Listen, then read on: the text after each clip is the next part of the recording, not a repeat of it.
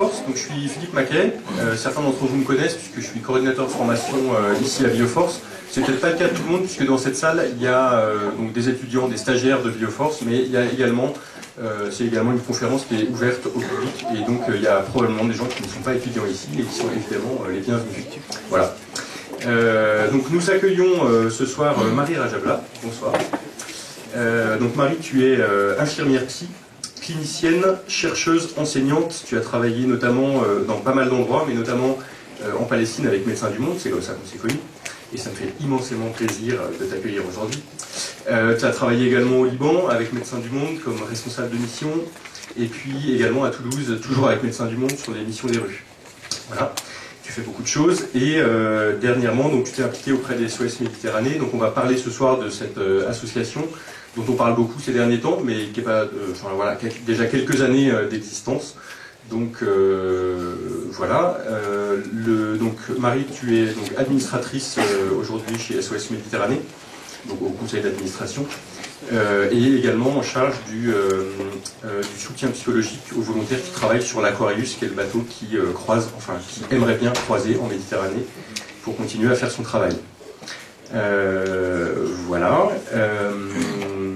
Voilà, donc la conférence ce soir, en fait, on va la commencer par un petit film d'une quinzaine de minutes, qui sera un peu un point d'accroche pour nous, pour introduire cette conférence. Et puis ensuite, Marie prendra la parole pendant un certain temps, pas très longtemps, et ensuite, il y aura de la place pour les questions.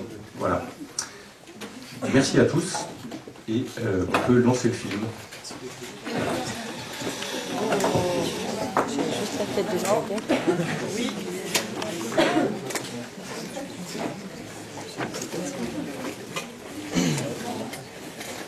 C'est pas le 4 qui me quitte. C'est moi chez papa et fait des dégâts. Dans un gribon de bombardier, je vais décasser le département. Ne tiens pas là, mais ça va pas aller. Comme on a ce go arrête d'aller. Allah, je vais la faire chialer. Africa qui n'a pas d'âge, il veut te marrer. On n'a pas mis ce rapide au tas. À quoi c'est de la case?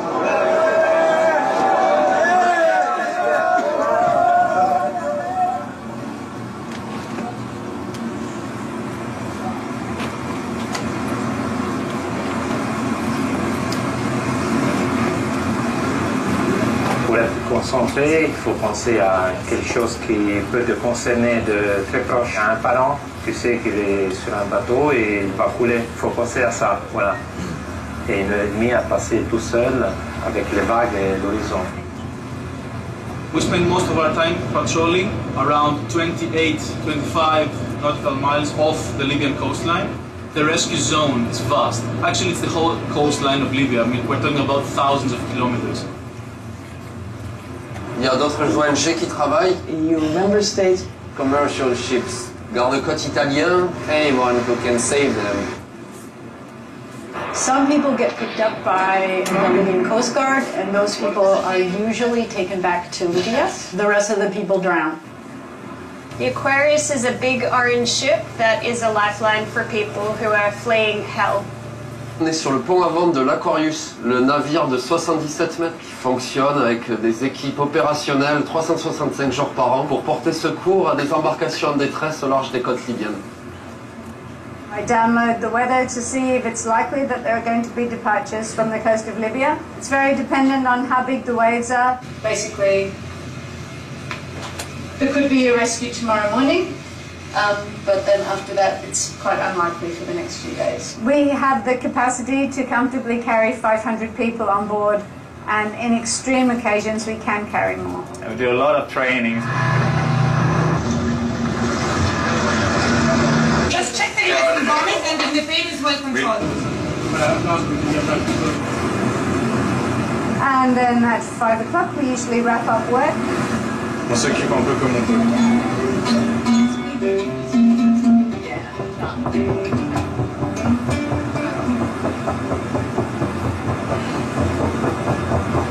According to the Italian Navy helicopter, there are approximately 50 people on board. Yeah, I would say about half an hour now. These boats, they really fear that they're going to be captured rather than rescued, And so they're quite hesitant about stopping. Ask them to kill their engine if they can.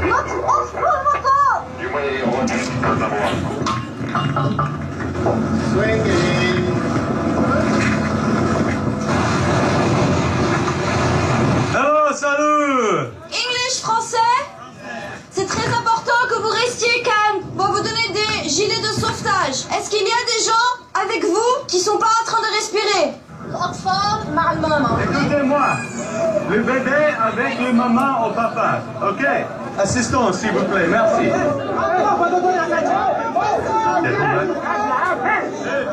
Okay, let's just pull back and wait till they calm down, then we'll come back. Sans silence, no rescue, okay? Let's go. Oh la la la la la. It's pretty tight in here. I reckon we got about 130, 140. So we're going to get the women and children off, and then we'll move on to the men.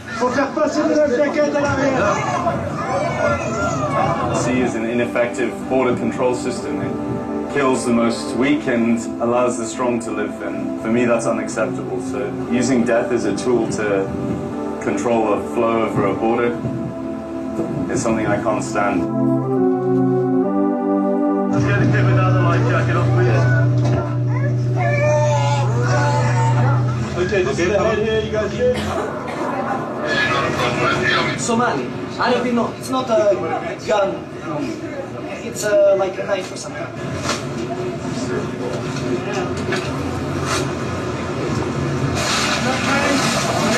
Come with me, come with me. Come on board. My friend, welcome on board. Their conditions are so bad in Libya and all the other places that they came from. We are here to help people in distress. Anybody have problems with that? Well, that's their problems. I'm not going to apologize for saving lives. If more people would just drown here at the gates of Europe, it would be a shame in history for us. Ça va?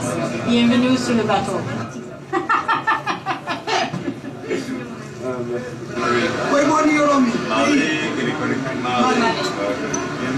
Bienvenue, tu vas aller t'installer. Tu viens de Guinée-Bissau. Guinée-Bissau. Oh, Portuguese. Tu as quel âge? Souli. Souli.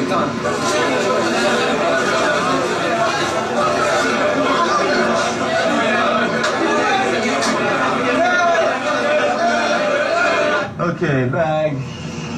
Bag. C'est un morceau de bâche entouré de 2 morceaux de boudin et consolidé par 2 morceaux de bois. Donc c'est beaucoup de morceaux mis ensemble mais qui vont pas très loin. Il n'y a pas assez d'essence, on est quand même sur un ratio de 10 personnes au mètre carré en moyenne. Ils ne sont pas faits pour flotter plus de 10 à 12 heures. If you go with 5 knots, it will take 60 hours. I would say that they were going about 4 knots. It's more or less a short way to death. And that tells us how desperate people are to flee. Because nobody are risking their children's life on a dinghy if it wasn't for this water is actually safer than the country they are fleeing from. Yeah. Rescue.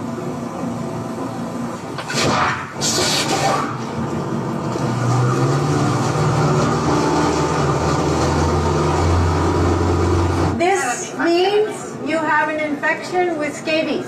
In Italy, medicine. Scabies, not serious. It's okay. Nous avons 606 personnes à bord. Bonjour. Prends un thé. Tu as oublié ton thé? Est-ce que tu as la peau qui gratte? Tiens, tu sais, gratte, c'est comme ça. Ok, donc ça veut dire qu'il y a une infection. Ce n'est pas grave. Somalia. Ça va, Juan Excel. Ça va, c'est... Des biscuits pour toi. Et enfin, Maafi Calabush. Calabush is the word for kidnapping in Libya. Because most of the migrants have been kidnapped. When you're sitting on the deck of a ship with a young man and he's telling you about normal things that young men experience, like being hungry or having a dream or whatever, and then he comes out with this story, and I've heard that story thousands and thousands of times. We've rescued about 23,000 people. There's 23,000 stories. Mon nom c'est Levis, j'ai 10 ans. Mes parents sont au pays. Abazar Adam Hassan, 24 from Sudan. Je m'appelle Nede Bakari. Mustafa, I come from Somalia. He's my best friend. We just stay each other, so we are happy. My name is Hassan Mahmoud, from Syria. Mohamed Salih Koulibaly, j'ai 18 ans, je viens de la Guinée. Mongo Rodrigue. Fofana Baba. Massaï Abdallah. Wilfried Aprenda. Samassi Vamouchouari. Le voyage n'est pas du tout facile. C'est le courage, seul le courage peut te faire progresser. Quand c'est dur, seul les durs avancent.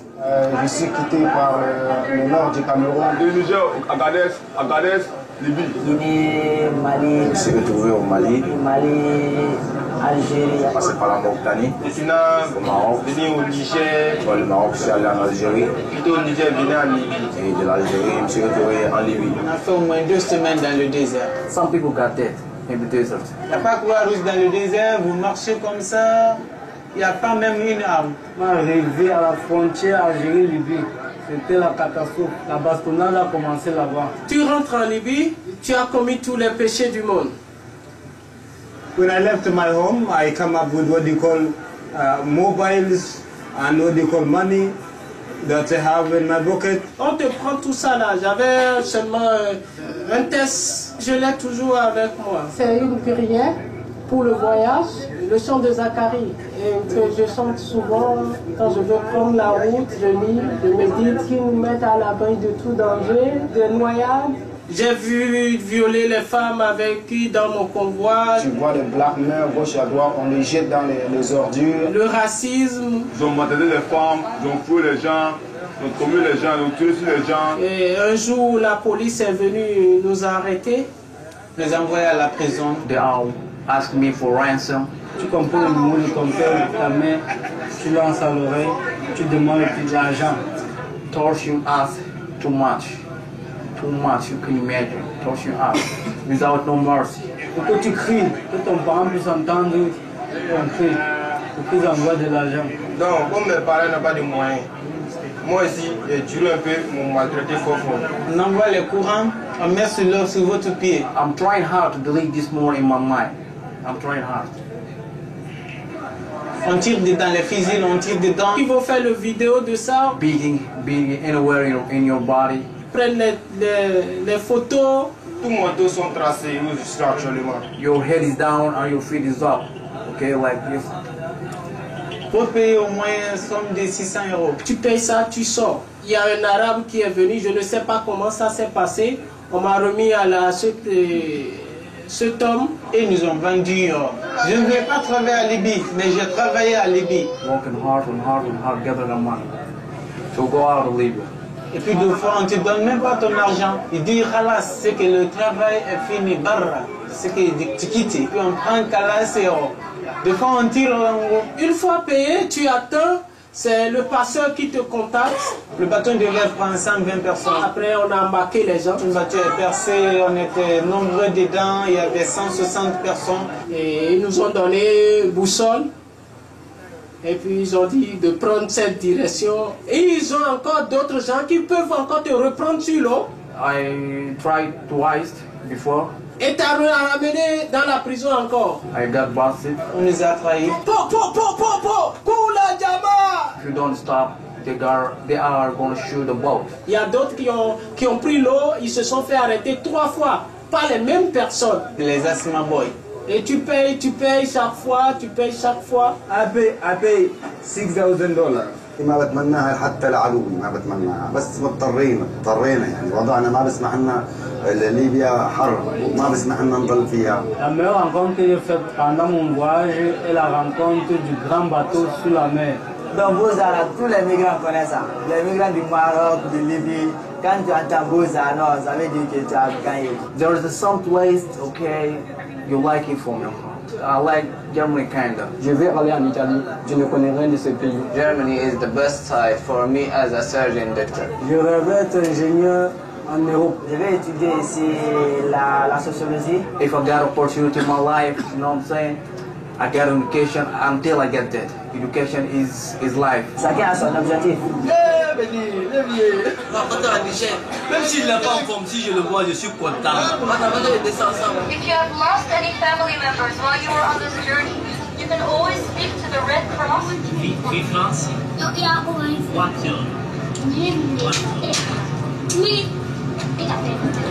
Un homme doit toujours lutter pour se faire une place au soleil. La souffrance est un conseil pour ceux qui veulent essayer de... Life is short, okay? It doesn't need to be in war, it doesn't need to be in conflict.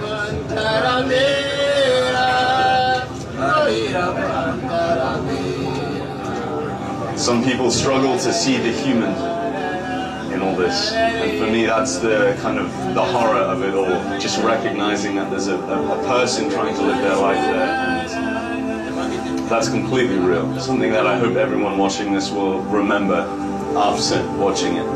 This is a very real situation with real human experiences, not just numbers.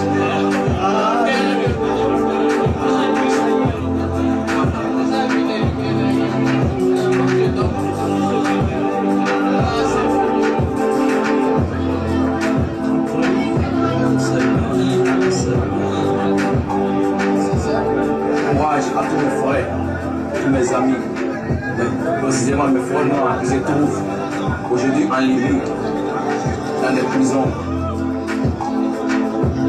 Quelle que soit la durée de la nuit, le jour va se lever.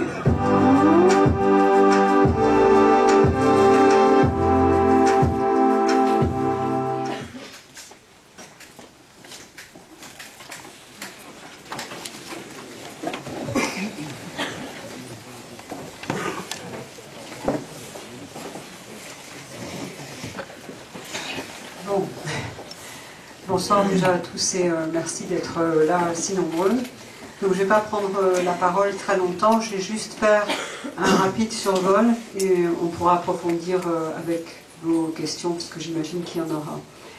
Donc SOS Méditerranée, c'est 2015. Après, je ne vous refais pas les grands historiques, mais grosso modo, Mare Nostrum, après ce naufrage à Lampedusa en 2013, octobre 2013, donc Mare Nostrum qui dure une année, l'Italie appelle à l'aide l'Europe, l'Europe ne fait rien, un an après ça s'arrête, et un espèce d'équivalent se met en place, qui n'a rien à voir, puisque c'est plus la surveillance des frontières, Frontex, et voilà, et c'est et les moyens ne sont pas les mêmes, et c'est de la surveillance des frontières essentiellement, et de la formation des gardes-côtes libyens, gardes-côtes toujours avec des guillemets pour nous, puisqu'au fond on ne sait jamais qui on a en face de nous lorsqu'on travaille. Voilà, donc c'est dans ce contexte, 2015, SOS Méditerranée se crée, un marin, Klaus Vogel, une humanitaire française, Sophie Beau, et se disent que c'est pas possible de continuer à laisser mourir les gens en mer tant qu'il n'y a pas de dispositif digne de ce nom, pérenne. Voilà, donc ça démarre comme ça, une récolte de fonds avec l'aide de Ulule en 3 semaines de temps, un montant absolument faramineux. Donc on voit que là il y a une Europe qui existe parce que 95% ce sont les citoyens européens qui alimentent les caisses de SOS Méditerranée, qui a d'abord vu le jour en Allemagne et en France de manière concomitante, très rapidement en Italie, et fin 2017 en Suisse. Donc là, il y a une grande vague de solidarité qui fait que mars 2016, c'est le premier départ de l'Aquarius sur la Méditerranée centrale. Donc on est situé en Méditerranée centrale, normalement, quand on est en mer, en face des côtes tripolitaines, et on navigue en patrouille de est en ouest, en attendant de voir, de repérer ou d'être alerté. Ça c'était, on reviendra là-dessus parce que le contexte politique a beaucoup changé. En tout cas voilà, c'est notre zone de patrouille, ce qu'on appelle la zone de recherche et de sauvetage, la SAR Zone, Search and Rescue Zone. Voilà. J'ai mon petit plan quand même pour ne pas en oublier trop.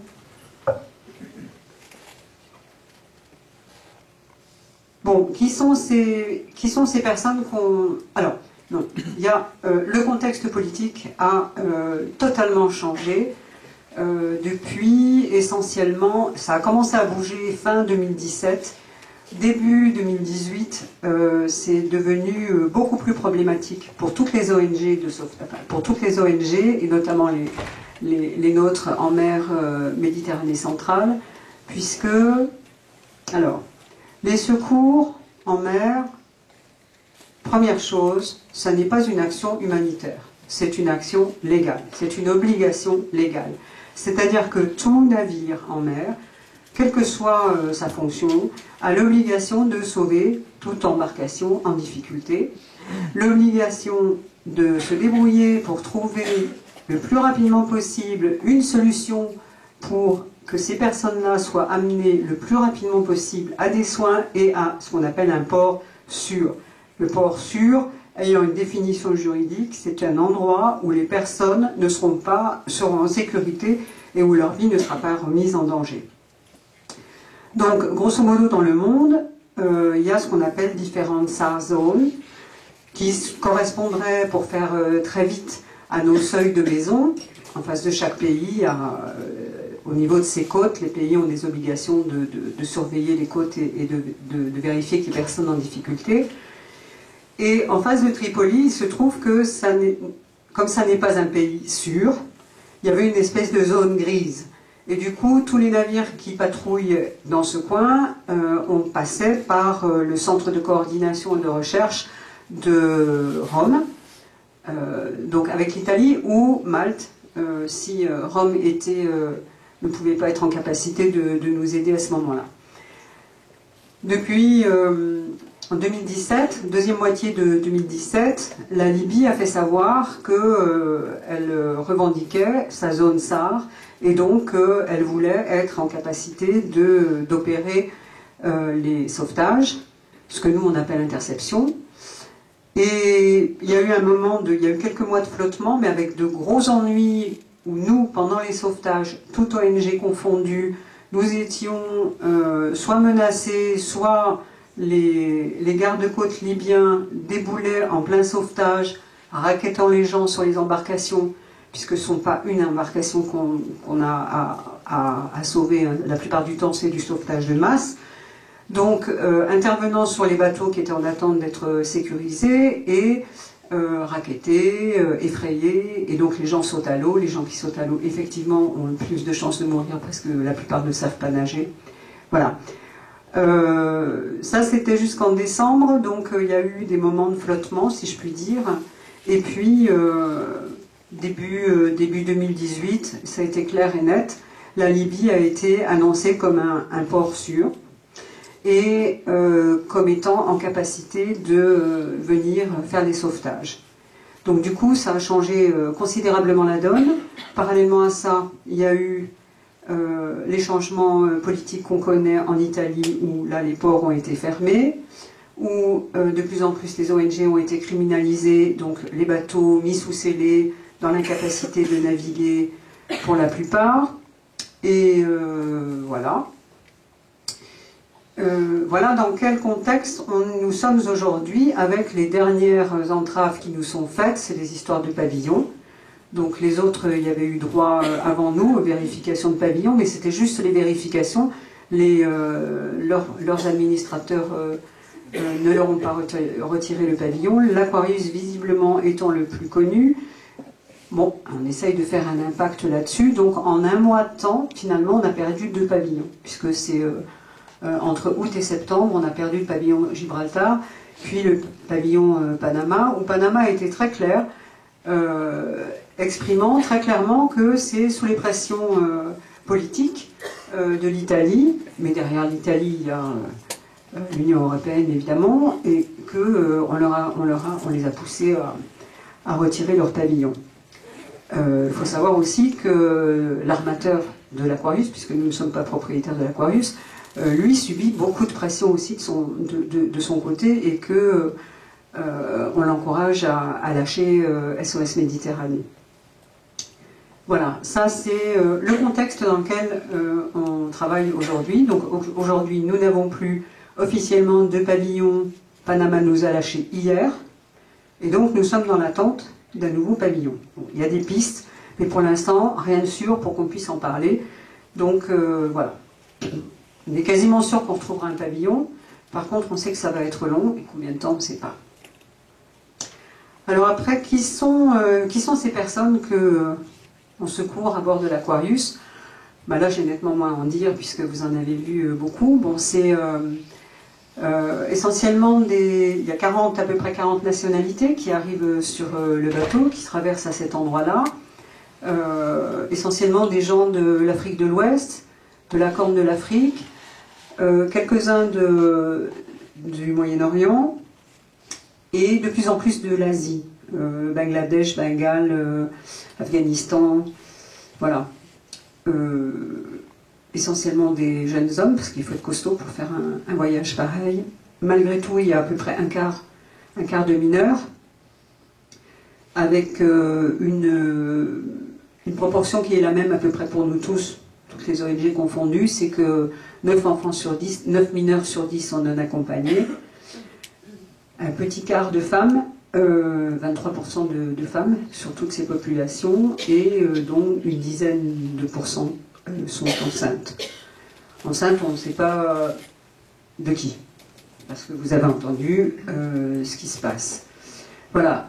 Un autre chiffre sur lequel j'insiste beaucoup, c'est que 40% des personnes qui arrivent en Europe ne voulaient pas venir en Europe. Elles voulaient, comme d'habitude, comme historiquement, culturellement, elles allaient en Libye faire un peu travailler, se refaire un peu sur le plan financier, et puis repartaient après, ou essentiellement tourner dans les pays autour de chez eux, et bon, arriver en Libye, tentaient leur chance, et puis finalement auraient bien voulu repartir parce que c'est devenu impossible, et là c'était trop tard, ils étaient tombés dans la nasse. Donc 40% quand même qui ne voulaient pas arriver en Europe. Que dire de plus pour ces personnes? Bon, elles vous ont dit ce qu'elles ont subi en Libye, je ne vais pas revenir dessus, enfin on pourra revenir après si vous voulez, mais bon voilà. Alors à bord, c'est volontaire et c'est sauveteurs. Donc il y a 3 équipes à bord. Il y a l'équipe, la Marine Crew de l'Aquarius. Donc là, c'est essentiellement du personnel qui est salarié par l'armateur. L'armateur étant allemand. Ensuite, il y a l'équipe de Médecins Sans Frontières, MSF. Donc, alors, le Marine Crew, c'est à peu près 10 personnes, hein, on va dire, grosso modo. MSF 10 et chez nous 10. Donc, MSF, c'est MSF Hollande, avec essentiellement médecins urgentistes, infirmiers urgentistes, sages-femmes. Et dans les deux, dans SOS, essentiellement des sauveteurs, mais dont c'est le métier, c'est clair. Et après, chaque équipe, MSF et SOS, a son équipe de journalistes, de chargés de communication, chargés de plaidoyer. Bon, nous, on n'est pas encore bons sur le plaidoyer parce qu'on est plus jeunes et on n'a pas les reins assez solides pour se lancer là-dessus. On a préféré mettre le paquet sur les opérations pour le moment. Voilà, bon, on va y arriver. Voilà, donc des gens qui partent, comme vous tous, hein, quand vous partez en mission avec des convictions. Et c'est sans doute ce qui est le plus difficile. Il y a des choses dures, effectivement, hein, il y a des sauvetages qui se passent mal.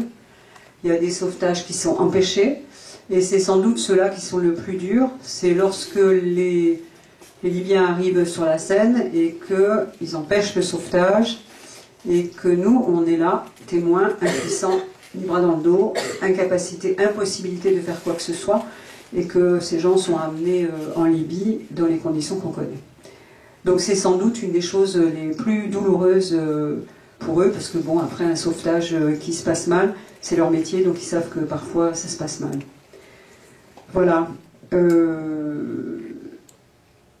Et puis, alors après il y a les bénévoles, il y a les bénévoles à terre. Donc les bénévoles à terre s'organisent autour de 13 antennes, et la petite dernière c'est la vôtre qui va voir le jour bientôt, ça t'en parlera. Et donc à terre, le travail des bénévoles, c'est levée de fonds. Donc on organise des événements, des festivités ou des choses comme ça, des soirées citoyennes, pour à la fois faire connaître l'association, sensibiliser les gens à ce qui se passe en Méditerranée centrale, récupérer de l'argent. Et il y a un gros volet aussi de sensibilisation scolaire. Et là, ça c'est un travail extraordinaire où on passe dans les lycées et les collèges. Bon, bon là, ce sont des choses qui se préparent avec les profs en amont, mais c'est toujours un joli travail avec ces jeunes qui feront la société de demain. Voilà. Donc moi là-dedans, je suis partie à bord parce qu'on avait travaillé... il y a beaucoup de gens anciens de la Palestine, en fait, de Médecins du Monde, puisqu'au départ, le projet s'était fait avec Médecins du Monde. Et Médecins du Monde, c'est beaucoup plus petit que MSF, donc ils n'ont pas eu les reins assez solides pour suivre. Donc il a fallu arrêter. Et donc, voilà, moi je suis partie sur le volet témoignage, donc recueil de témoignages. Mon travail à bord, j'étais la raconteuse de bord, celle à qui les gens venaient raconter leur voyage ou pourquoi ils partaient, ce qu'ils avaient envie de raconter.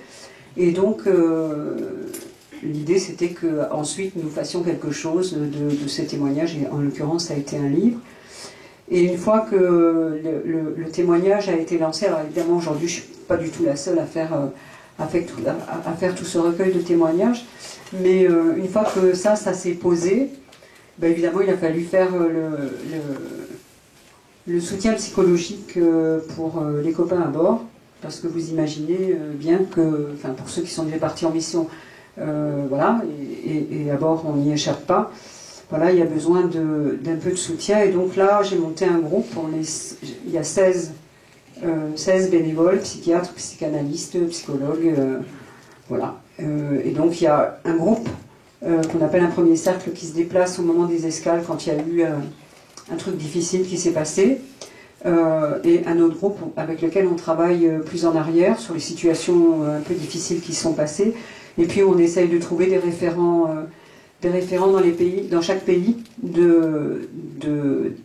des SAR et des autres volontaires, puisqu'on a du monde du monde entier, donc du coup on essaye de leur trouver pour ceux qui ont besoin en retournant chez eux, s'ils ont besoin d'AMSI, on essaye de leur trouver voilà, ce troisième niveau d'aide.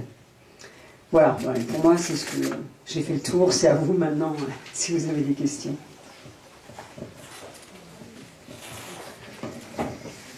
Alors du coup, pour les questions, ce que je vous propose, c'est de lever la main, puis je vous amènerai le micro, de manière à ce que vous puissiez poser la question, que tout le monde entende.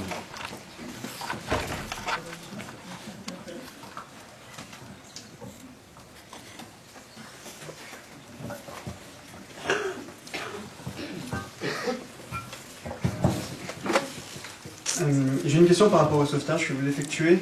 Quand vous dites que les gardes-côtes libyens pouvaient vous empêcher d'effectuer le sauvetage, comment ils s'y prennent exactement? Parce que vous êtes dans les zones internationales, vous êtes sur les côtes libyennes, ou est-ce qu'ils s'interposent? Enfin, comment se passe ce moment-là? Les sauvetages, c'est hyper protocolisé. Dès que nous voyons, nous repérons, vous avez vu, il y a la séance de watch, enfin de repérage aux jumelles. Donc, si c'est nous qui repérons un bateau en difficulté, donc là, on a obligation d'appeler le centre de coordination référent. Voilà, donc maintenant, nous, c'est la Libye.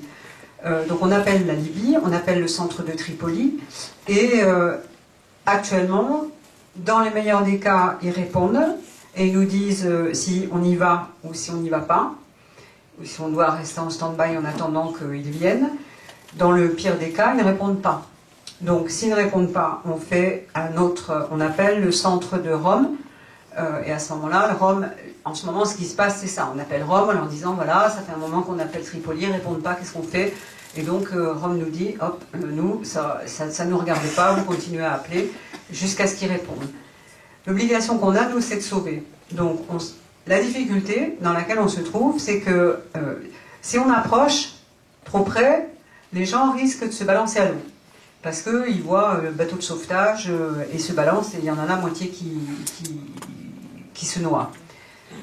Sans compter que, si on arrive, qu'on provoque le fait que les gens sautent à l'eau, il y a un moment où de toute façon on risque de se faire évincer et de perdre tous les gens qu'on essaye de sauver à ce moment-là.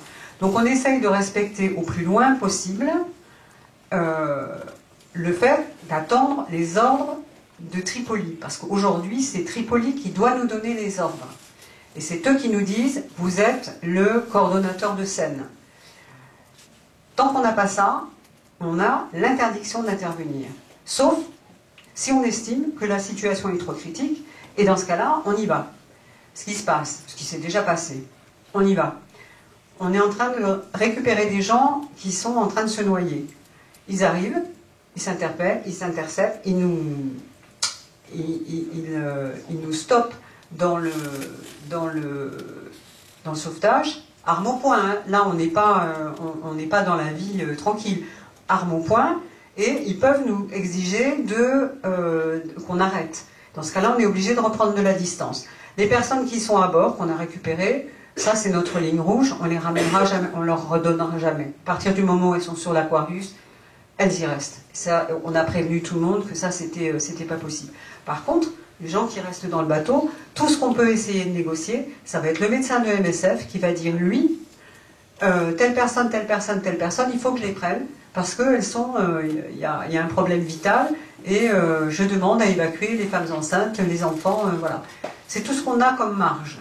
Donc, il est arrivé parfois qu'on puisse évacuer ces personnes, femmes enceintes, femmes, enfants. Il est arrivé des fois que ça n'ait pas été possible. Voilà, c'est juste, on est toujours au ras de la loi, et en plus, on est d'autant plus enquiquiné quand ils ne répondent pas. Et s'ils ne répondent pas, là, c'est encore, c'est un peu plus simple à la limite, puisque on peut, tout est enregistré. Il y a des traces partout, toutes les discussions au téléphone, par radio sont enregistrées, donc bon, c'est bordé. Mais n'empêche que en plein sauvetage, on peut être arrêté et qu'ils repartent avec 90 personnes, comme ça s'est passé une fois sur la Libye, alors que les gars étaient en train de travailler sur les bateaux en train de couler. Ça répond ? Très bien, oui, tout à fait.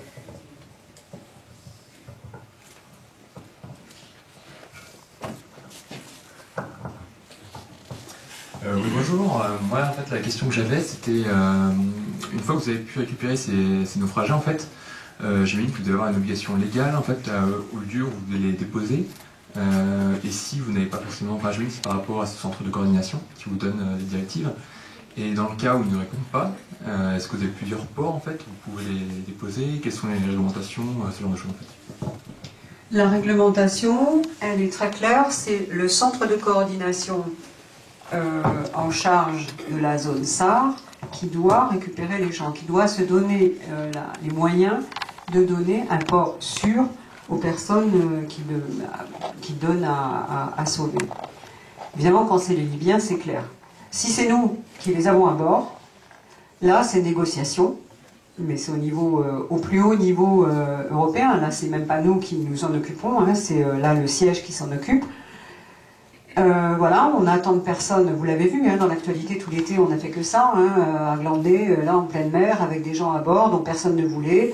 Et voilà, donc là, on est obligé d'attendre le bon vouloir de pays, et le pays qui les accepte, à partir du moment où il l'accepte, ça veut dire qu'il prend tout en charge derrière.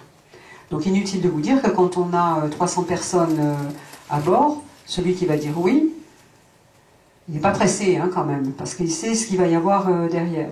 Donc nous, pour l'instant, on en est là.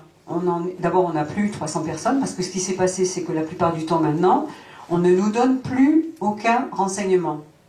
On ne nous dit plus, si par exemple, parce qu'à bord, il peut y avoir, dans les petits bateaux que vous avez vus, ils peuvent partir avec des numéros de téléphone. Il y a des gars qui ont des numéros de téléphone et qui ont des numéros de téléphone d'urgence sur ces fameux centres de coordination.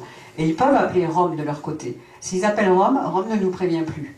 Avant, Rome nous prévenait. Et maintenant, on ne nous prévient plus. S'il y a des bateaux commerciaux qui repèrent un bateau, là, on est à peu près sûr d'avoir les informations. Parce que les bateaux commerciaux, eux, leur intérêt, c'est qu'on intervienne le plus vite possible pour qu'ils perdent le moins de temps possible. Donc, eux, ils préviennent tous les bateaux qu'il y avait à l'époque en mer pour qu'on essaye d'organiser le transbordement.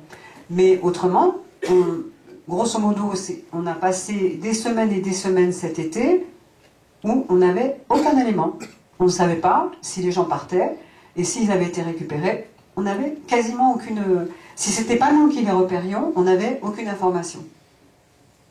Donc du coup, l'obligation pour nous, avant juin 2018, avant juin c'était clair, c'est-à-dire que nous, notre port d'attache, c'était Catane, sud de la Sicile, et donc dès qu'on faisait des sauvetages, on essayait on faisait en sorte, Rome faisait en sorte que chaque bateau qui récupérait un maximum de gens reparte avec un maximum justement pour rentabiliser le voyage, mais surtout faire en sorte qu'il y ait toujours un bateau de sauvetage sur la zone.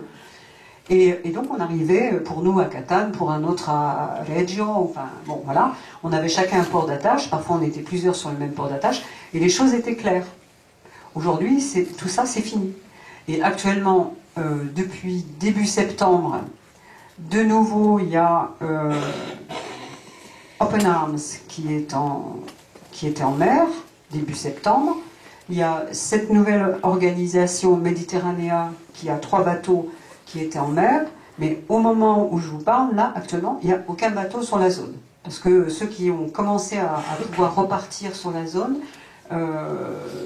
doivent repartir pour l'avitaillement, pour ramener des gens, enfin voilà. Donc actuellement, il n'y a personne. Avant, on était à peu près... au printemps et l'été, on était à peu près 8-10 organisations dans les grands moments. L'hiver, nous, on était les seuls, la plupart du temps, non pas parce qu'on est les meilleurs, mais c'est parce qu'on avait le plus gros bateau et qui pouvait naviguer par mer un peu démontée et difficile. Aujourd'hui, il n'y a plus personne, quoi. Il n'y a plus personne de témoins comme nous, c'est-à-dire comme les ONG. Hein. Évidemment, il y a la marine marchande et il y a les gardes-côtes italiens aussi qui font leur boulot, parce que les gardes-côtes italiens, les gardes-côtes maltais, eux, ils obéissent aux ordres, mais ce sont avant tout des marins.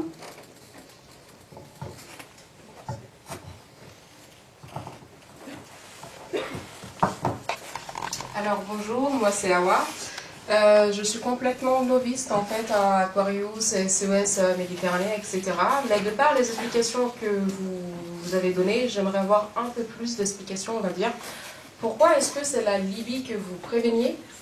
Est-ce que les départs sur les côtes libyennes sont autorisés ou interdites? Et j'ai énormément parlé ces derniers temps d'interdiction de torture, de traite humaine, et d'énormément d'ONG qui opèrent en ce sens, etc. Et pourquoi est-ce que personne ne fait rien et laisse en fait les Libyens agir en toute impunité? Pourquoi? Sur la dernière partie de votre question, là, je ne vais pas pouvoir vous répondre. J'ai pas plus d'éléments de réponse que tout le monde ici dans la salle. Pourquoi on laisse faire ce qui se fait en Libye? Enfin, voilà, je ne suis pas en capacité en tant que SOS de vous répondre, et même en tant que citoyenne du monde, j'ai quelques éléments de réponse, mais ça ne fera pas avancer. Par contre, pour le début de votre question, si vous me demandez pourquoi, alors qu'on connaît la Libye, on passe par eux pour organiser le sauvetage, c'était ça votre question? C'est que c'est l'obligation légale. On n'a pas le choix de faire autrement. Tout ce qu'on peut faire, on est obligé de jouer avec la loi, on est obligé de les appeler, quitte à dire après, les gars ne répondent pas. Un sauvetage doit se faire dans les plus brefs délais. On a fait ce qu'on devait faire, on a prévenu Tripoli, ils ne viennent pas, on y va.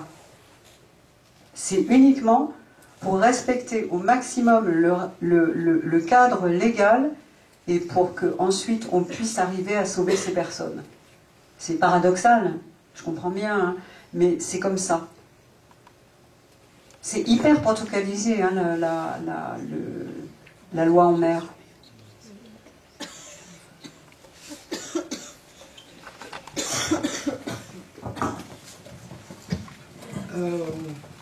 Bonjour.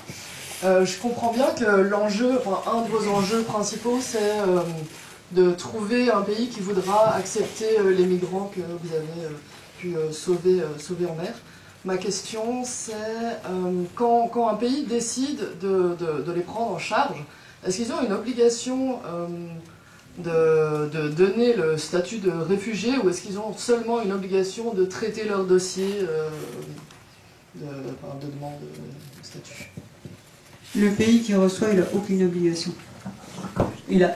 L'obligation qu'il a, c'est de soigner, de nourrir de faire en sorte qu'ils soient dans des conditions correctes de soins d'urgence.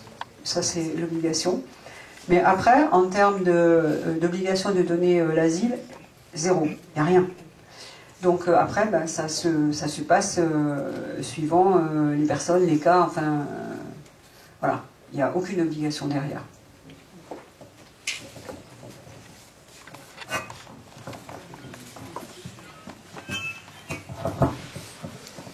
Qu'est-ce qui a fait que le centre de coordination est à Rome, a été positionné à Rome, et maintenant qu'on connaît la situation politique en Italie, qu'est-ce qui pourrait faire que ça se soit déporté ailleurs, et est-ce que la situation changerait s'il était localisé ailleurs qu'en Italie?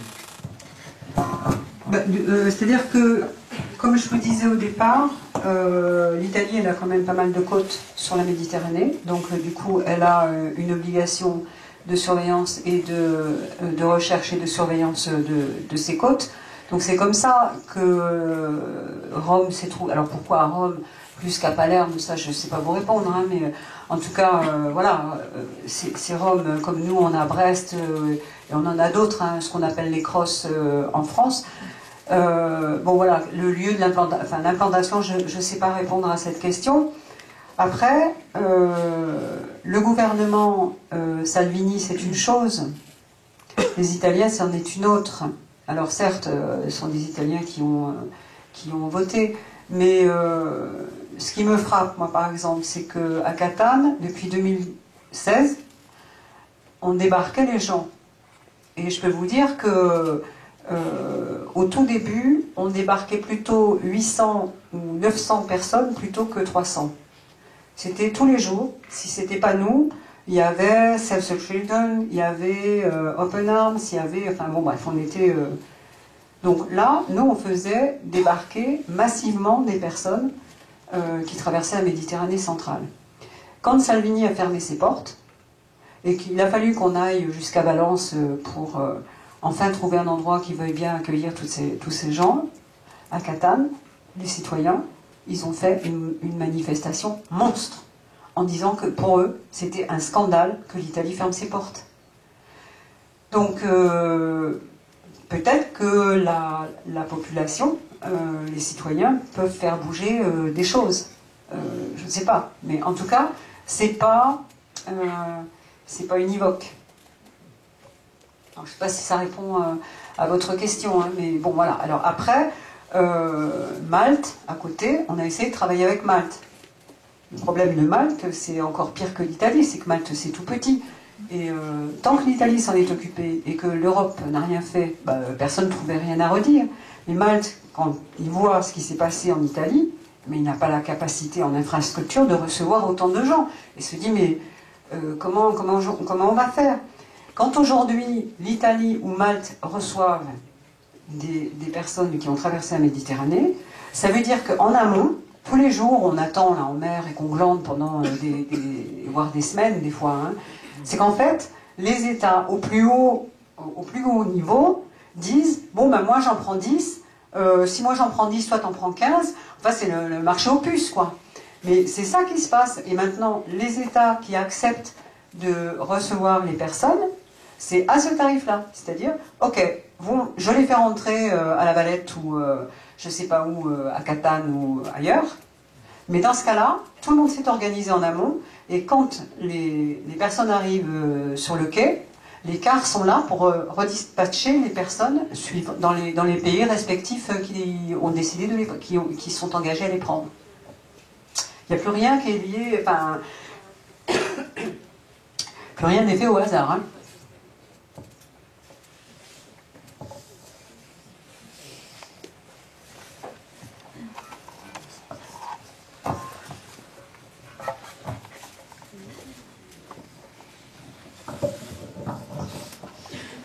Moi j'ai plusieurs questions.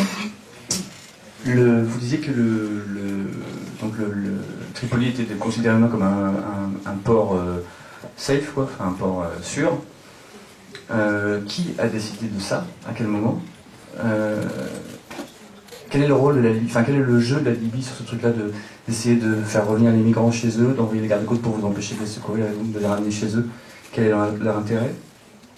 Après, je voulais aussi vous demander, est-ce que c'est la criminalisation des ONG qui a fait qu'il y a de moins en moins de bateaux qui se chargent de ce travail, et pourquoi il n'y en a pas plus qui aujourd'hui essaient d'en affréter d'autres, parce que visiblement ça manque. Et ma dernière question, c'est... Vous rappellerez de chez lui. Ouais, j'ai ça. Et ma dernière question, c'est... je crois savoir qu'on reproche beaucoup à l'Europe de ne pas assumer ce travail-là, de le laisser finalement à des ONG qui le font comme elles peuvent. Qu'est-ce qu'il y a comme action actuellement, comme initiatives qui sont menées pour pousser l'Europe à prendre ses responsabilités? Est-ce qu'il y a des choses qui peuvent déboucher sur des succès là-dessus?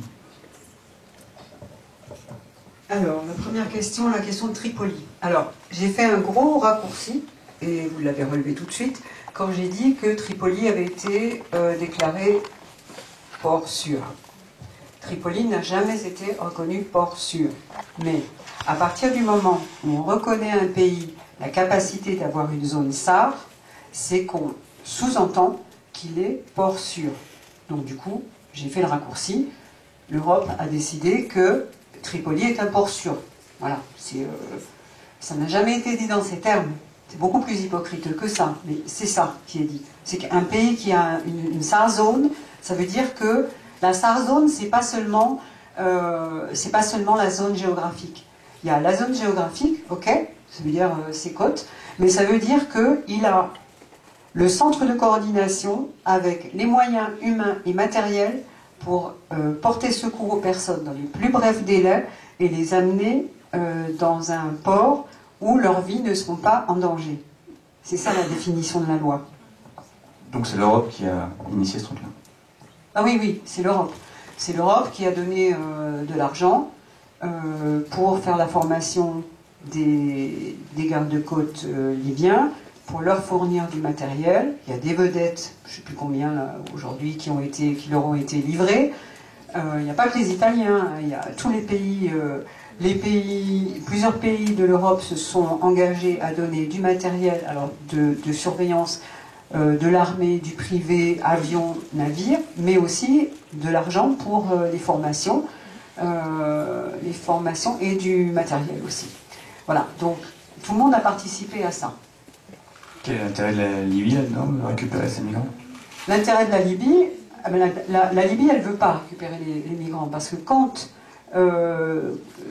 il a été question cet été, si vous vous souvenez, il a été question de faire des plateformes de rétention, on va dire, de l'autre côté de la Méditerranée, que les gens restent, ne franchissent pas et n'arrivent pas en Europe. Les Libyens ont été très clairs avec ça. Eux, ils veulent pas de plateforme chez eux, en disant que non, nous, c'est pas question qu'on garde tout ce monde-là. La question de la Libye, je pense que elle est très complexe parce que c'est quand même une énorme économie parallèle. Et que ça, c'est pas prêt de s'arrêter. Ça datait du temps de Kadhafi.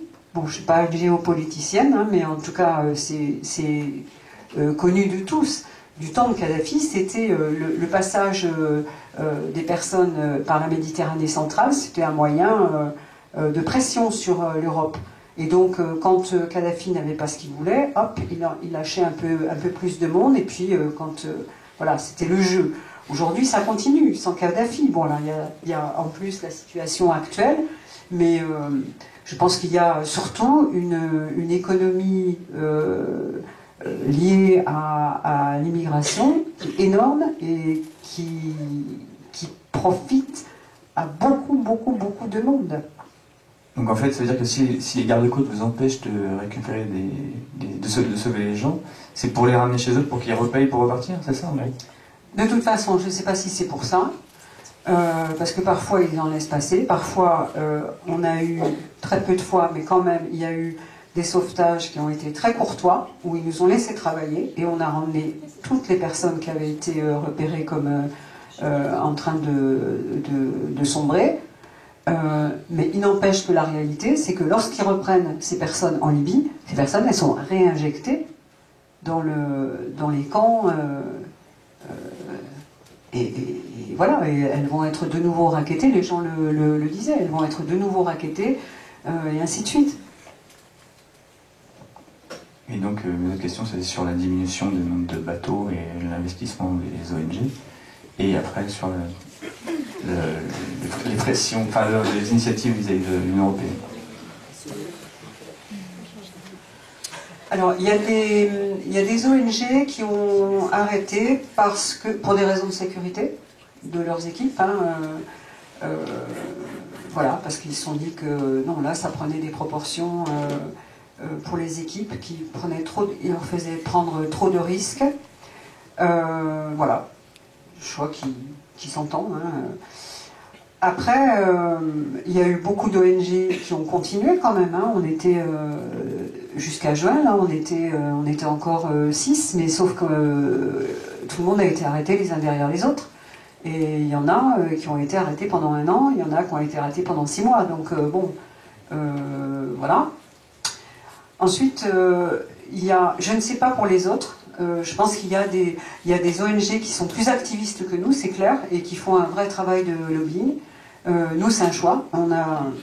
D'abord parce qu'on n'a pas les moyens, ça c'est clair, mais on ne s'est pas positionné comme activiste. Et non pas parce qu'on pense que c'est pas bien ou qu'on fait mieux, c'est juste un positionnement différent. Donc nous, SOS Méditerranée, on ne s'est pas positionné comme ça.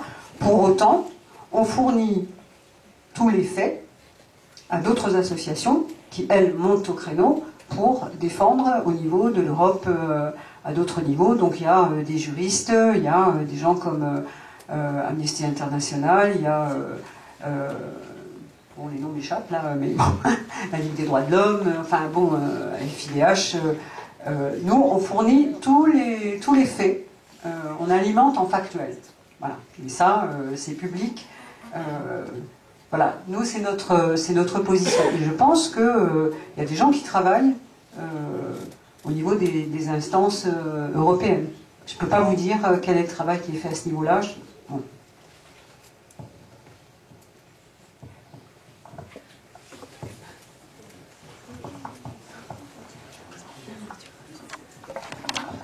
Bonsoir. J'aurais voulu savoir, vous dites que vous n'avez pas beaucoup d'argent à SOS Méditerranée. Vos ressources, elles proviennent principalement de la société du public ou de bailleurs, de l'UE? On a 78%, je vais essayer d'être très précise, mais c'est regardable sur le site de SOS. On a 78% qui viennent des citoyens comme vous et moi. 17% qui viennent d'associations, de fondations, d'entreprises. Voilà. Et après, il doit y avoir 13% d'institutionnels. Et là, on a genre la région, enfin, des régions, des mairies, des choses comme ça. Donc, depuis mars 2016, ce sont essentiellement des citoyens qui alimentent par jour 11 000 €, puisque le bateau il coûte 11 000 € par jour. Voilà. Donc, c'est ce qui me fait dire et répéter que là, quand même, il y a une volonté citoyenne de faire quelque chose. Parce que c'est énorme. Quand je dis 11 000 € par jour, évidemment, c'est on calcule le gasoil, les compresses, le riz, enfin bon, voilà, c'est tout compris, 11 000 €.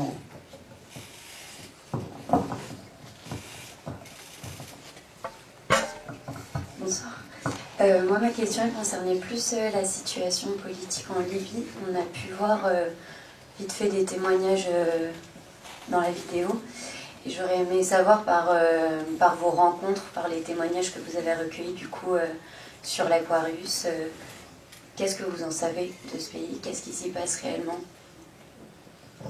Et c'est pas ce qu'ils vous racontent. C'est-à-dire que la prise en charge des personnes qui décident de migrer, elle commence parfois au Niger, parfois au Mali, parfois en Algérie, suivant les routes qu'ils entreprennent. Et à partir du moment où ils rentrent en Libye, de toute façon, ils ne peuvent pas voyager seuls, c'est pas possible. Donc, ils rentrent systématiquement dans un canal, là, et il y a des grandes étapes, il y a des grandes villes. Là, je les ai plus en tête, mais si vous regardez sur le bouquin, j'avais repéré, en fait, j'étais repartie de leurs différents trajets. Donc il y a des villes qui sont des villes, des nœuds ferroviaires ou comme on veut. Et en fait, les gens sont obligés de passer par toutes ces villes étapes, dont certaines sont des villes étapes classées à l'UNESCO aussi, hein, parce que parallèlement, vous avez ces villes qui peuvent être des villes touristiques en parallèle. Ça, j'ai jamais compris comment ça se fait que ces deux circuits puissent cohabiter. Mais en tout cas, les gens nous le racontent bien. Ils tombent dans des nasses comme ça, alors, MSF travaille en Libye. Et donc, a une petite idée, une petite cartographie des centres qui existent. Alors, il y a des centres qui sont des centres publics, et il y a des centres privés, parce que des privés, là, il y en a pléthore, puisque vous avez une maison dans la campagne tripolitaine, avec un petit bout de jardin, vous mettez une case au fond du jardin, et vous avez votre prison. Donc chacun, après, il y a toutes sortes de modèles. Donc c'est compliqué d'arriver à savoir quelle est la cartographie de tous ces centres, mais ils en ont une petite idée. Voilà. Et ensuite, c'est ce que les gens racontent, c'est-à-dire qu'il va y avoir... il y a le marché du travail, il y a le marché du sexe. Un homme, il vaut entre 350 et 3500 euros. Une nana, c'est entre 150 et 1500 euros. Évidemment, suivant l'âge, suivant la force, la capacité de travail, enfin, tout, je vous en passe. Et donc, il y a le travail forcé, il y a la prison, simplement, avec les tortures pour essayer de racketter les personnes. Et là, on appelle la famille, comme ils vous ont expliqué, et donc les familles envoient de l'argent, bon, voilà. Enfin, c'est tout ça, la Libye, pour l'instant. C'est tout ça. Avec des Libyens qui partent, qui fuient la Libye. Parce que nous, sur l'Aquarius, on a parfois, dans les dernières personnes qu'on a secourues, il y avait presque, pour majorité, des Libyens. Parce que tous ne sont pas d'accord dans les Libyens. Enfin, bien évidemment, il y a ceux qui font parce que c'est ça où ils ont des menaces que leur famille y passe. Voilà. Mais après, il y a ceux qui essayent de ficher le camp parce que c'est pas possible. Il y a eu des manifestations sur la côte tripolitaine de villes qui sont entièrement soumises à telle faction ou telle autre, et les populations disent mais non, non, ça c'est pas possible, on n'en veut pas. Donc c'est ça la Libye. Des témoignages des personnes qu'on reçoit sur l'Aquarius.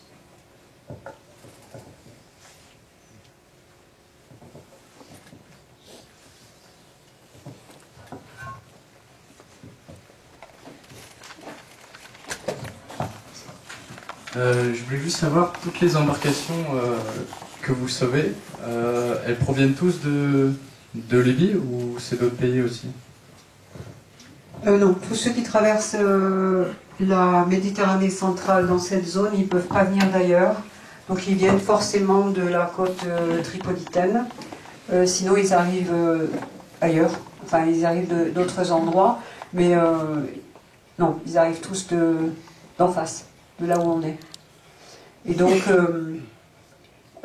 ces embarcations, elles sont suivies par beaucoup de pêcheurs, parce que tout le monde sait que ces embarcations, de toute façon, elles ne traverseront pas. Quand ils mettent les gens dedans, ils leur disent, bon allez, entre 2h et 4h, vous traversez, vous arrivez en Europe.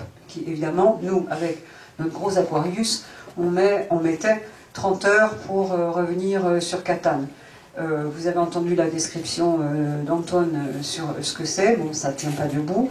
Mais donc du coup, c'est pour ça qu'on les pneumatiques, on les perce pour être sûr qu'ils ne puissent pas être réutilisés derrière. Mais pour les bateaux bois, par exemple, les pêcheurs tournent autour et essayent de les récupérer et donc repartent sur la côte tripolitaine. Donc eux, ils viennent vraiment que de cet espace-là.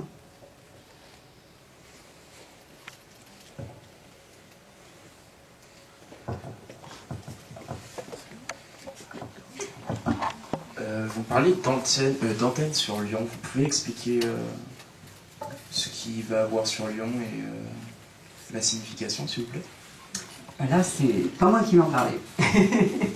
Alors, je ne sais pas si tu veux en parler tout de suite. Là, il y a une autre question. C'est comme tu veux. Oui, j'en parlerai peut-être à la fin. Voilà, je dirai 2 mots à ce sujet à la fin de la conférence. Là, tu avais par ici, il y avait une question. Il répondra à la question, hein, ne vous inquiétez pas. Bonjour. On voit sur le reportage qu'il y a un travail qui est fait avec le CICR, si je ne me trompe pas, sur le regroupement familial. Comment ça se passe, votre rôle à vous, justement en collaboration avec le CICR et plus particulièrement avec les mineurs isolés que vous secourez en mer? Avant, alors nous, SOS Méditerranée, on est plus en charge de tout ce qui se passe sur l'eau. Et donc toute la partie que vous évoquez là, c'est MSF. Donc avant d'arriver à terre, MSF prévient l'endroit là où on va arriver en leur disant voilà, on a tant de personnes de tel pays, tel sexe, tant de mineurs, tant de femmes enceintes, tant d'enfants. Et donc ils commencent d'ores et déjà à donner quelques éléments pour que les associations à terre puissent commencer à s'organiser. Les hôpitaux à préparer les services, machin. Et donc on prévient toutes les personnes à bord. Nous, on prévient un peu les personnes à bord, on leur dit un peu voilà comment ça va se passer, et on prévient tous les gens qui ont de la famille en Europe de le signifier pour avoir une éventuelle possibilité de rapatriement, d'un rapprochement familial. Voilà, c'est tout. Je ne sais pas exactement dans quel terme ça se passe, hein, mais en tout cas, tout est préparé en amont au mieux pour que ces personnes soient le mieux accueillies possible. Pareil pour... alors, sur le plan psy, bon, on essaye de bosser avec les équipes à terre en disant, bon, quand on repère des gens en état de choc, effectivement, elles sont signalées en priorité, mais au fond, on pourrait signaler tout le monde parce qu'ils arrivent tous avec des vécus terribles. Hein. Donc ça se centre plus sur le somatique et après le légal, sur les mineurs, ce qui est le plus clair, quoi. Et puis les familles à regrouper.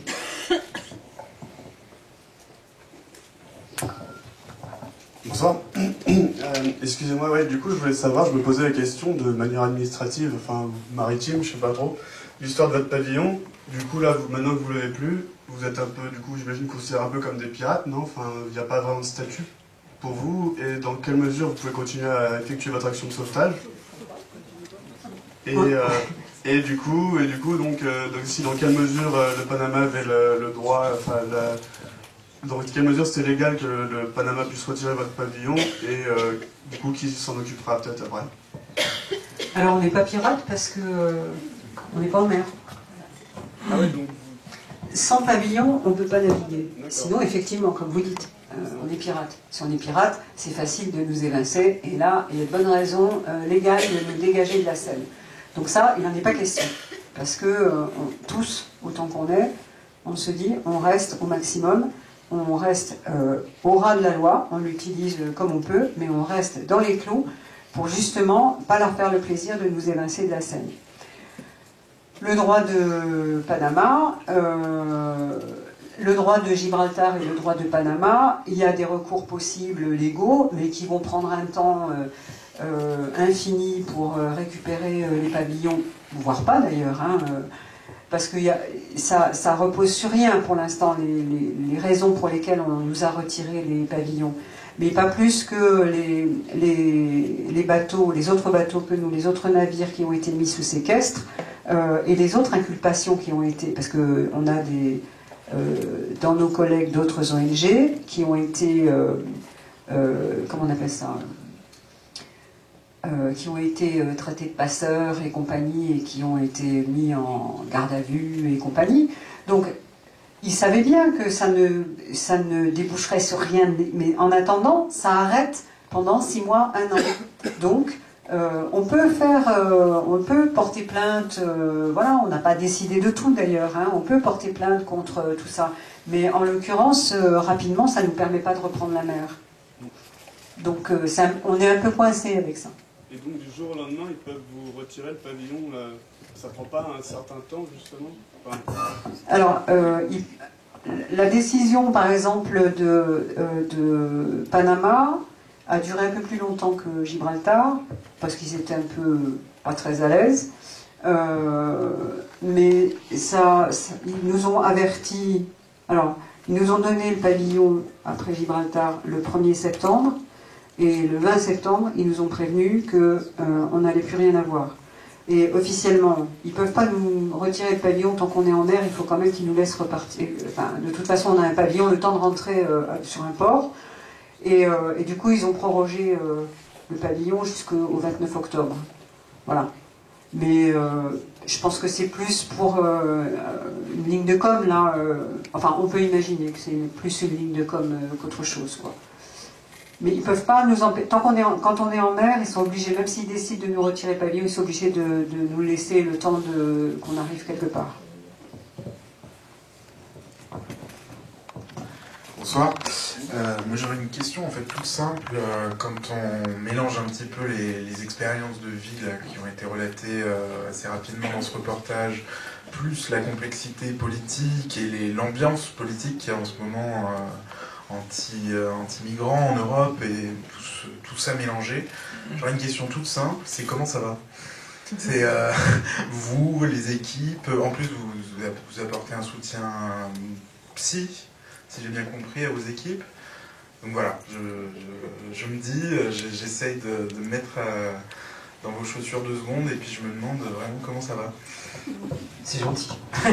Merci. Je pense qu'il y a des hauts et des bas, hein, mais tout le monde ne les a pas en même temps. Donc c'est ça qui est bien. Par exemple, la vague orange du 10 octobre, je crois, elle a été super parce que, vous savez, là, il y avait eu cette grande vague dans toutes les villes, enfin dans plusieurs villes de France, alors qu'on n'a que 13 antennes. Il y a eu plein de villes qui ont répondu, et puis il y a eu quand même 70 000 personnes dehors. En plus, on s'était fait attaquer le bureau. Donc, pour les équipes, c'est ultra important à bord.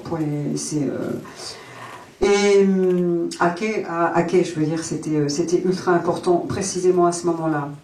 À bord, il y a beaucoup de colère.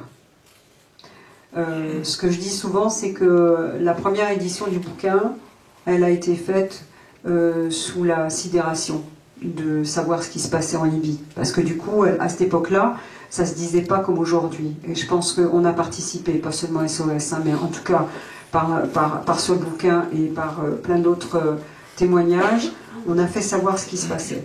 Mais quand même, on avait beau le savoir intellectuellement, qu'il se passait des choses comme ça, là, on en avait, là, c'était incarné, les gens nous le racontaient.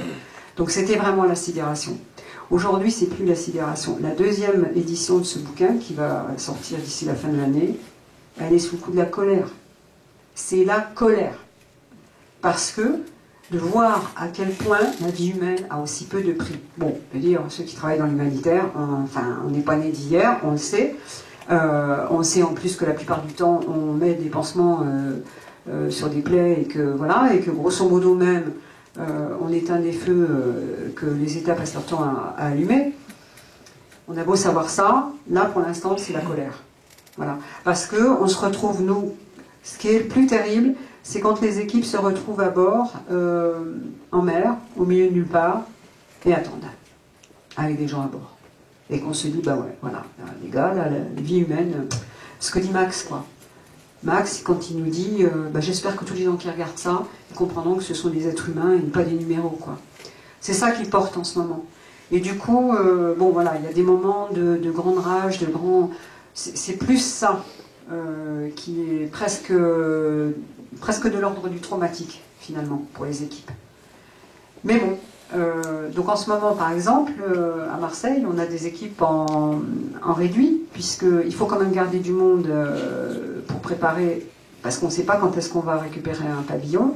Donc on a un tout petit équipage, et chacun qui est reparti chez soi sait que en 24 heures, il faut qu'il soit prêt à revenir.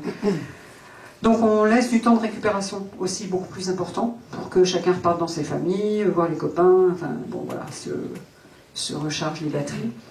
Et c'est une guerre, c'est un peu comme la drôle de guerre, quoi. C'est une guerre d'usure.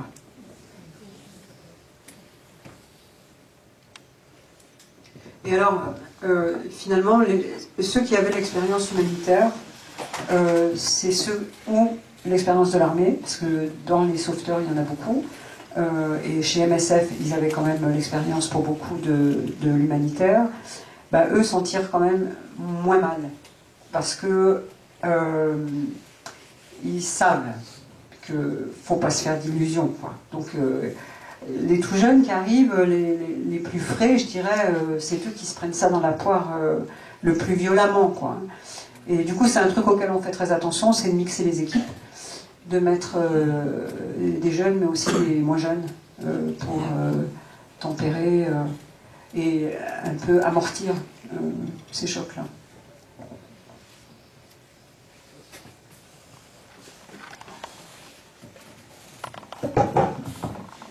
Bonsoir. Je vais essayer de rendre ma pensée claire, mais ça va pas être facile. Alors, vous avez dit qu'en fait, il y en a 40% qui ne sont pas destinés à aller en Europe, parmi les migrants. Moi, ce serait pour savoir, en fait, est-ce qu'ils ont conscience de... Ça va être un peu ridicule comme question. L'ampleur des risques, en fait. J'ai étudié le témoignage d'un migrant à l'école, donc c'était un jeune Moussa. Et effectivement, la situation qu'il fuit, on la comprend, mais on a l'impression qu'il ne sait pas, en fait, ce qu'il attend. Il fuit juste une situation. Et voilà, j'aimerais savoir en fait si dans les témoignages que vous avez récupérés, ces migrants, ils ont conscience en fait de ce vers quoi ils vont. Quand ils font ces traversées voilà, du désert vers l'Algérie, pour se rendre en Libye, est-ce qu'ils ont conscience en fait de ce qui les attend? Ou c'est juste une situation qu'ils fuient et puis advienne que pourra? Il y a un peu tous les cas de figure. Il y a ceux qui ne savent pas, carrément, bon, voilà, et là qui disent non mais il faut y aller quoi, ils partent. Il y a ceux qui se disent j'y vais quoi que ça coûte, en se disant que peut-être on lui raconte des histoires et que peut-être pour pas partager le gâteau en Europe, ceux qui lui disent que non n'y va pas, c'est trop dangereux, voilà, c'est peut-être pas si dangereux que ça. Il y a ceux qui se disent peut-être que ceux qui se sont fait prendre, ils n'étaient pas franchement très malins. Et que moi, je vais peut-être arriver, compte tenu de tout ce que j'ai entendu, je vais essayer de passer par ailleurs. Les femmes, souvent, elles m'ont dit, mais nous, on pensait que les nanas qui tombaient dans les réseaux de prostitution, c'était peut-être des femmes qui étaient déjà dans des réseaux comme ça. Donc, pas une seconde, elles auraient pensé que ça pouvait leur arriver. Donc en fait, on s'aperçoit que... Et puis il y a ceux qui savent et qui se disent, de toute façon, ça ne peut pas être pire que ce que je vis au pays. Et là, je trace. Donc on voit qu'il y a tout, parce qu'en fait, on a même rencontré des jeunes gens qui nous avaient dit qu'ils avaient étudié la chose, effectivement, et qu'ils avaient vu l'Aquarius sur Internet, parce que bon, ils ne sont pas débiles, hein, les gars, ils ont Internet... Et donc, certains disaient, ben, moi j'ai prié Dieu que peut-être je rencontre un Aquarius, voilà quoi. Mais en tout cas, encore une fois, c'est ce que dit Max dans le film, on a eu 6 naissances à bord. Mais qui ici prendrait le risque de partir enceinte jusqu'à là, ou avec ses tout petits dans des bateaux comme ça? Donc, il faut croire que souvent, et ça ils nous l'ont dit, mais plein de fois, ce qu'on risquait là, c'était pas pire que ce qu'on risquait chez nous. Et en tout cas, ce qu'on risquait encore plus en Libye. Parce qu'il y a la Libye en plus qui a un changement de donne au milieu. Bon, je ne sais pas si ça a répondu à votre question.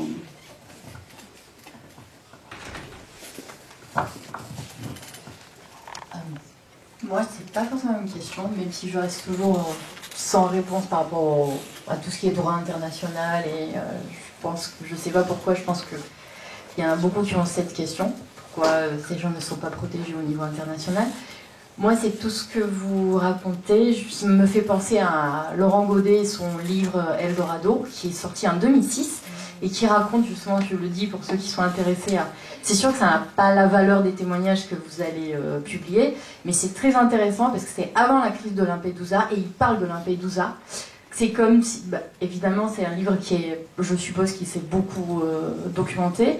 Ça raconte exactement, enfin, si vous voulez, deux parcours.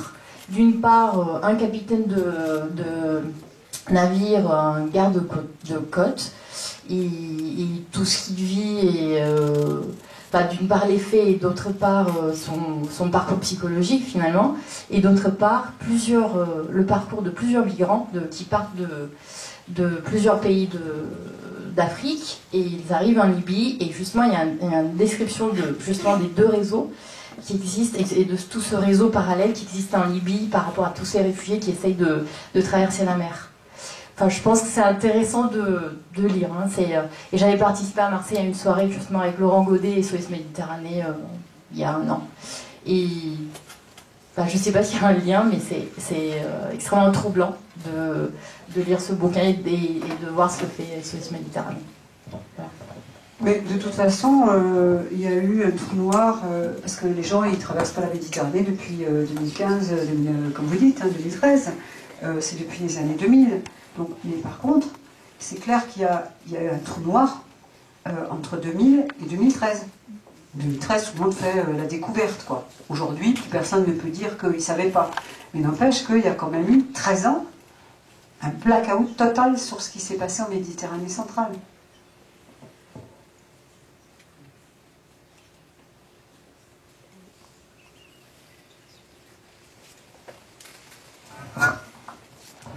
Moi, je voulais rebondir sur la question que tu as posée tout à l'heure. Comment vous gérez le moment où aucun État veut accueillir l'Aquarius avec je ne sais pas combien de centaines de gens à bord, sachant que les humanitaires sont en colère et que probablement les personnes que vous accueillez sont aussi en colère? Comment ça se passe en fait? Je dirais que plus on a de personnes, moins c'est difficile, paradoxalement. Parce que les gens, ils comprennent, en fait. On explique aux gens que, voilà, la situation, elle est celle-ci, on attend... la seule chose qu'on peut leur promettre, c'est de ne pas repartir en Libye. Ça. Donc déjà, à partir du moment où ils savent que ça risque de durer, mais qu'ils ne vont pas repartir en Libye, ça pose la grogne.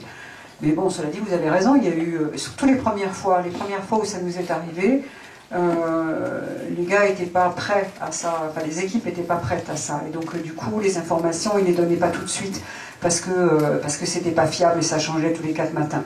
Donc là, ils ont compris que même quand on n'a pas d'informations, il faut dire qu'on n'a pas d'informations. Et voilà. Mais le plus difficile qu'ils ont rencontré, par exemple, c'est quand ils ont eu 5 Tunisiens à bord. Qu'ils ont récupéré sur un petit bateau, un petit voilier. Les gars fuyaient la Tunisie, eux, et ils les ont récupérés au moment où en fait ils étaient en train de rentrer sur Marseille. Bon. Il y a quelqu'un qui a posé la question des eaux internationales. Je ne sais plus tout à l'heure qui l'a dit. On est toujours dans les eaux internationales. Je ne sais plus, c'est quelqu'un par là qui avait dit ça. Et là, on a récupéré ces 5 personnes qui allaient... Enfin, le bateau était complètement percé, ils allaient se noyer. Mais là, ça a été encore plus terrible. Parce que du coup, 5 personnes, vous avez eu le temps de les avoir en face. 5 personnes, c'était 5 jeunes gens entre 18 et 22 ans. Donc l'âge, grosso modo, des équipes, peut-être un peu plus jeunes, mais bon, il y a des gens de 18-20 ans sur le bateau. Et là, ils ont dû passer entre 8 et 9 jours, 8-10 jours en proximité, comme ça. Ils écoutaient les mêmes chansons, enfin, c'est ça, là où c'est difficile. C'est parce que là, du coup, ils se projettent. Tu sais, mais pourquoi? Lui, il était du mauvais côté de la Méditerranée, quoi, en fait. Mais on est intéressé par les mêmes choses, ça parlait foot. Enfin, bon, voilà. Et je pense que c'est là où c'est le plus difficile. Parce que souvent, ce que nous disent les sauveteurs et on les y encourage. Ce qu'ils disent aux première mission, première rotation, ils écoutent. Ils vont, une fois qu'ils ont fait leur boulot de sauveteur, et ils reviennent sur le pont et puis ils vont voir les gars à qui ils ont tendu la main, et puis ils ont envie de les connaître, ils ont envie de connaître leur histoire et tout. Ça, c'est la première rotation. C'est tellement terrible qu'après, ils se mettent à l'arrière et se protègent. Et ils ont raison. Voilà. Mais sauf que quand vous n'avez pas beaucoup de monde, alors quand on passe 5 jours avec 100 personnes, c'est difficile d'aller se planquer pour prendre du recul. Parce que moi, quand j'étais à bord, pour prendre les témoignages, c'était épuisant parce que c'était 8-9 entretiens par jour. Et comme la personne qui était chargée du plaidoyer, nous, on ne pouvait pas s'extraire. On était obligés d'être là tout le temps. Et voilà. Mais eux pouvaient, et d'ailleurs on les encourageait à ça, ils disaient non, mais moi je vais me coucher, j'ai fait mon boulot. Donc il y avait une garde qui était organisée. Mais c'était une façon de pouvoir se mettre à l'abri. Moins ils sont nombreux, plus c'est difficile. Plus vous êtes dans un truc où il y a de l'intime, il y a de la relation qui se noue, il y a des choses qui se racontent. Et là, c'est plus douloureux. Mais les gens, ils comprennent. Il y a eu une fois un mouvement, un peu de panique, mais franchement, c'est parce que les informations étaient tellement peu claires pour nos collègues qu'ils ne voulaient pas leur donner de fausses informations. Bon voilà, et que les gens ont cru qu'on trafiquait un truc dans leur dos, quoi. C'est plus la peur de retourner en Libye. Donc ça, maintenant, c'est un acquis, on sait comment faire. Voilà.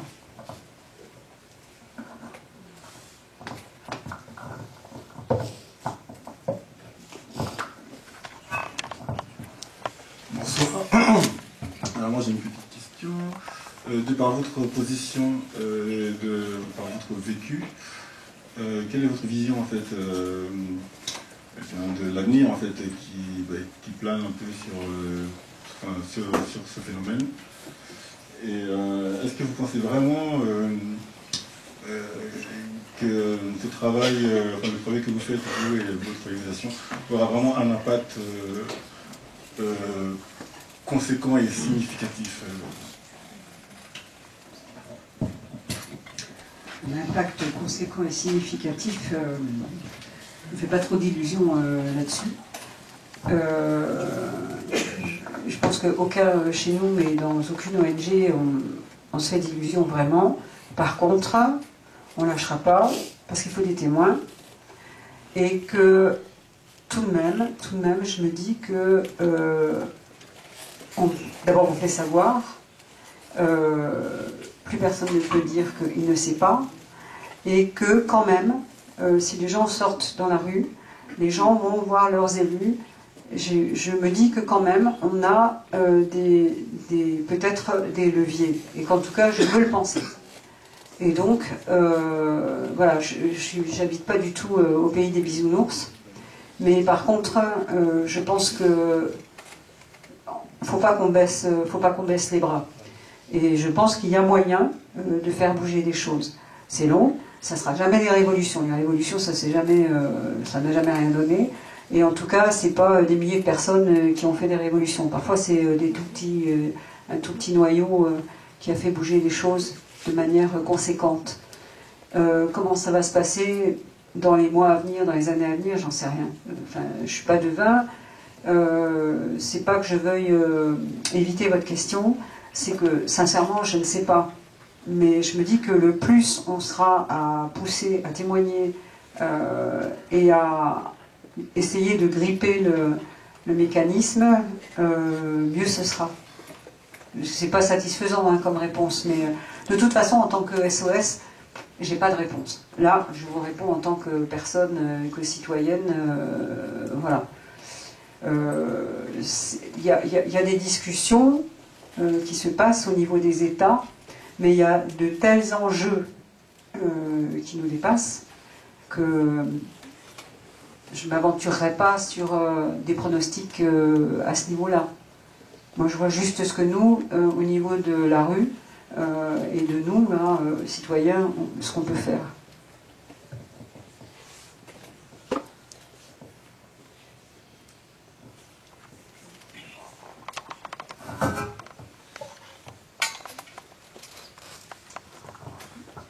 bonjour. On parle de la zone libyenne, on ne parle jamais du Maroc, qui pourtant paraît une zone assez facile après pour relier l'Espagne. Pourquoi? Je sais pas. Je suis pas sûre que ce soit si facile, peut-être. Parce qu'on a beaucoup de personnes qui fuient la Tunisie et le Maroc, précisément. Les gens ne partent pas d'Algérie. En tout cas, s'ils partent, c'est pas par cette voie centrale-là. Mais ça n'a pas l'air d'être aussi facile que ça. Donc, de toute façon, les voies, elles bougent. Hein. Là, on voit bien, nous, depuis juin, c'est plus la Méditerranée centrale qui est la voie première. Les gens se sont déportés sur l'Espagne. Mais, bon, jusqu'à... Voilà, ça ne fait que bouger, hein. C'est comme ça. Mais je ne sais pas répondre à votre question, en fait. On a beaucoup de gens qui fuient le Maroc et la Tunisie. Et en plus, eux, ce qui est terrible pour eux, c'est que dès qu'ils arrivent sur le sol européen, alors ça nous on le sait, on essaye de les préparer, mais on n'a jamais eu le cœur de leur dire, les gars, vous faites le trajet pour rien, c'est que eux, dès qu'ils arrivent, ils ont 8 jours pour dégager. Pouf, terminé. Ils instruisent même pas leur dossier, rien du tout. Et pourtant, ils peuvent avoir d'excellentes raisons de fuir, mais en tout cas, ils n'auront aucune chance.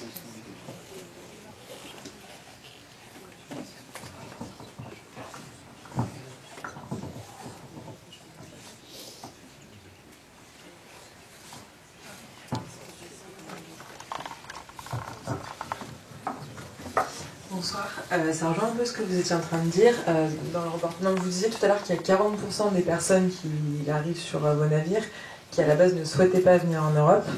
Est-ce que vous avez un petit peu un suivi de ce que deviennent les personnes via d'autres associations, via les hôpitaux, via les ports dans lesquels vous les laissez, ou enfin vous savez si ces personnes restent dans ces pays, sont renvoyées chez elles, reviennent chez elles par souhait ou pas?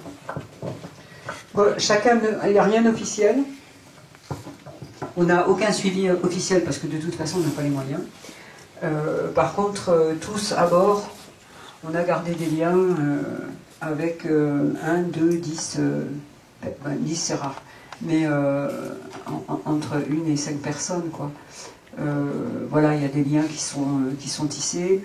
Pour ma part, par exemple, je ne suis pas quelqu'un de la génération de Facebook, mais ils m'ont dit qu'ils voulaient que je fasse une adresse Facebook pour me donner leurs nouvelles, donc du coup ils m'ont créé la boîte, ils m'ont dit non, machin, nana, et donc de temps en temps, j'en ai un qui me dit où il en est.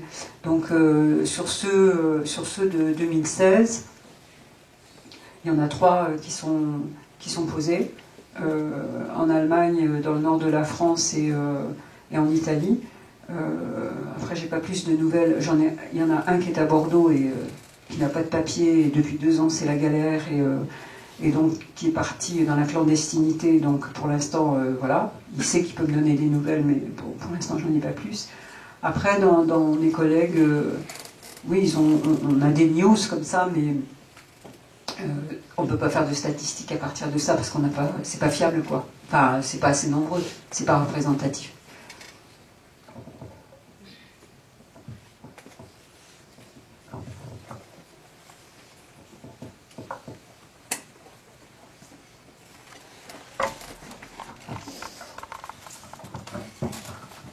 Oui, du coup, j'ai encore une autre question. En fait, c'est est-ce que ça vous est arrivé, ou est-ce que ça arrive encore pour vous ou d'autres bateaux, en fait, de déposer des personnes sur l'île de Lesbos, qui est une île pratiquement de la Turquie, compte tenu en fait de l'état du camp actuel? Non, jamais. Nous, on a en fait un navire, il a le droit de rien faire de son propre chef. Et donc, on a un parcours à faire. On a à patrouiller là où on accepte qu'on patrouille, à temps liaison internationale. De temps en temps, la distance, elle varie. On est obligé de faire ça. On obéit aux ordres, en fait. Et ensuite, quand on rentre, on doit aller dans le port de référence. Mais en tout cas, jamais on nous a demandé d'aller sur Lesbos. Voilà. Les endroits les plus loin où on a été, enfin, ça a été Barcelone et Valence.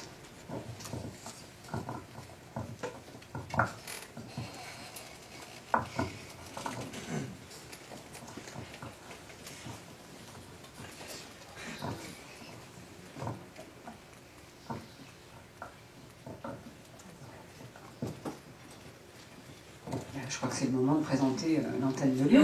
Oui, bon, on va en parler un petit peu de l'antenne alors. Donc pour répondre à la question qui a été posée par rapport à l'antenne de Lyon, elle est vraiment naissante, c'est-à-dire que pour le moment il y a eu 2 réunions pour créer cette antenne. Et il y a une date que vous pouvez noter d'ores et déjà si vous êtes intéressé, c'est la date du 16 novembre à 19h. Pour ceux d'entre vous qui sont à Bioforce en parcours long, ce sera la fin de la TT1, l'application terrain. Mais voilà, c'est à 19h, donc vous serez disponible. Donc c'est un événement qui aura lieu donc, le 16 novembre à 19h et à la Maison pour tous de la salle des Rancy, qui est dans le 3e arrondissement de Lyon. Voilà. Donc si vous êtes intéressé, vous pouvez vous y rendre. L'objectif de cette soirée, il y aura notamment un marin sauveteur de l'Aquarius qui sera présent. Voilà, il y aura un petit événement d'information où on va parler des SOS Méditerranée et aussi avec l'idée donc de recruter des bénévoles pour animer cette antenne, sachant que l'objectif de l'antenne c'est de faire de l'information, de la communication, de la collecte de dons aussi peut-être. Voilà, on parlait des interventions en milieu scolaire, ça peut être aussi participer à des stands, des manifestations pour parler des SOS Méditerranée, parler de la cause justement du sauvetage en mer et donner une représentation des SOS Méditerranée sur le territoire lyonnais. Voilà.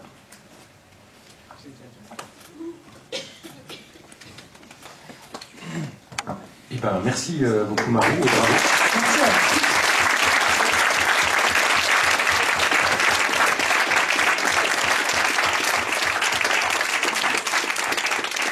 Merci à vous. Merci beaucoup à Marie. Peut-être un petit mot sur le livre qui a été publié, qui a été écrit par Marie, et c'est un livre donc, qui s'appelle